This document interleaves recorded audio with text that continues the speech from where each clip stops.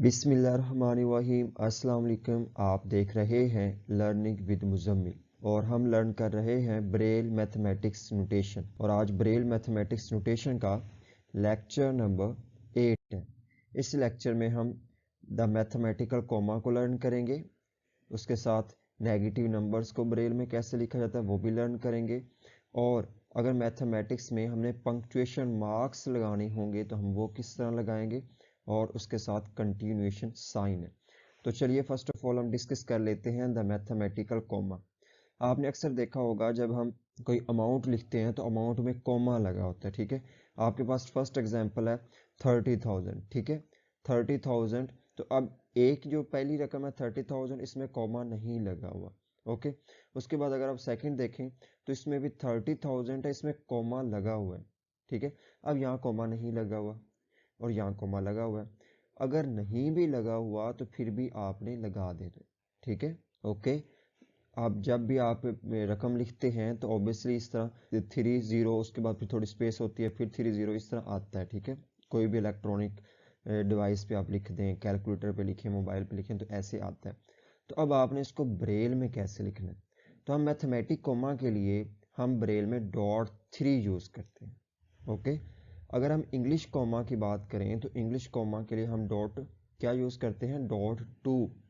लेकिन mathematic comma के लिए हम .3 यूज करते हैं, ठीक है। अब मुझे 30,000 लिखना है तो मैं कैसे लिखूंगा, न्यूमेरल साइन 3 के .1 4, उसके बाद 0245, देन आगे कॉमा है, ठीक है, यहाँ कॉमा आएगा, ठीक है। यहाँ देखें कॉमा, कॉमा के मैं क्या डॉट्स लगाऊंगा, .3, ओके। उसके बाद फिर 0245, फिर 245, फिर 245। इसी तरह आपके सामने 1,25,000 है, ठीक है, उसको भी आपने कॉमा के साथ लिखना है, ठीक है। और इसी तरह आपके सामने 10 लाख है, ठीक है, इसको भी आपने कॉमास की मदद से लिखना है, ठीक है, मैथमेटिकल कॉमा की मदद से, ठीक है। तो अब हम नेक्स्ट चलते हैं नेगेटिव नंबर्स। ये देखें -4 लिखा हुआ है या -80 है। तो आप जानते हैं कि जो नेगेटिव है या माइनस है वो बेसिक मैथमेटिक्स साइन है ना, ठीक है। तो नेगेटिव के क्या डॉट्स हैं, माइनस के क्या डॉट्स हैं, 5 6 3 6, ठीक है। तो अब 4 के साथ है -4, तो हम क्या करेंगे, नेगेटिव नंबर से पहले हम स्पेस छोड़ते हैं। ये बात आपने लर्न की हुई है कि अगर यहाँ 4 -4 होता तो फिर हम 4 लिखते, देन हम एक सेल छोड़ते, फिर हम नेगेटिव नंबर लिखते, फिर आगे बगैर स्पेस के 4 लिख देते, ठीक है, उस केस में। अब ये क्या है, -4 है, माइनस के बाद 4 है, तो माइनस और 4 के दरमियान हम स्पेस नहीं छोड़ेंगे, ठीक है। तो इसको कैसे लिखेंगे, 5 6 3 6 और उसके बाद 4 लिख देंगे, न्यूमेरल साइन 1 4 5, तो ये हमारा -4 लिखा जाएगा।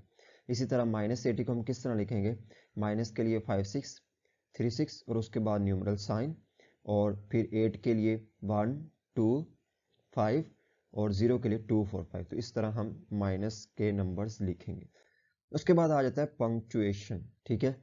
हमारी रकम के साथ अक्सर पंक्चुएशन लगे होते हैं, ठीक है।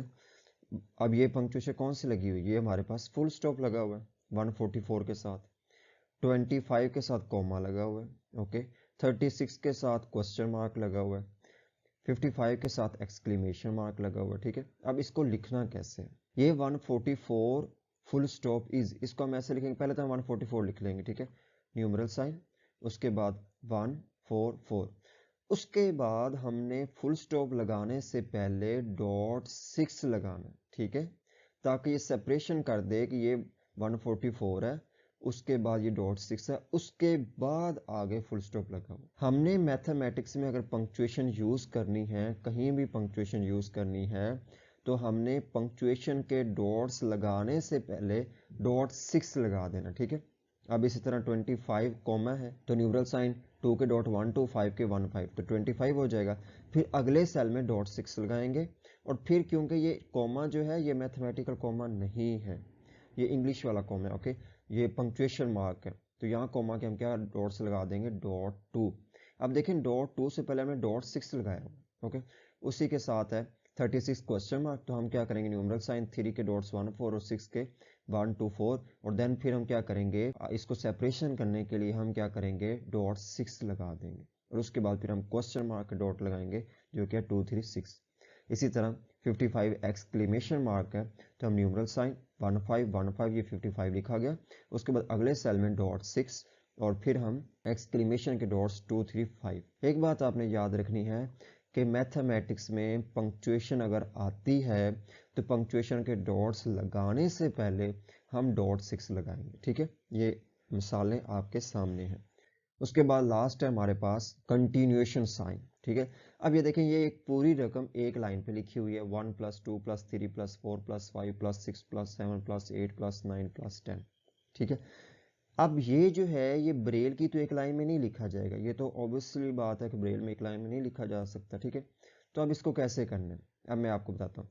ये क्या लिखा हुआ है, न्यूमरल साइन 1 फिर स्पेस फिर प्लस, न्यूमरल साइन आगे 2 फिर स्पेस फिर प्लस का साइन फिर 3 फिर स्पेस फिर प्लस का साइन फिर 4 फिर स्पेस फिर प्लस का साइन फिर 5 फिर स्पेस फिर प्लस का साइन फिर आगे क्या है 5 के बाद 6 है।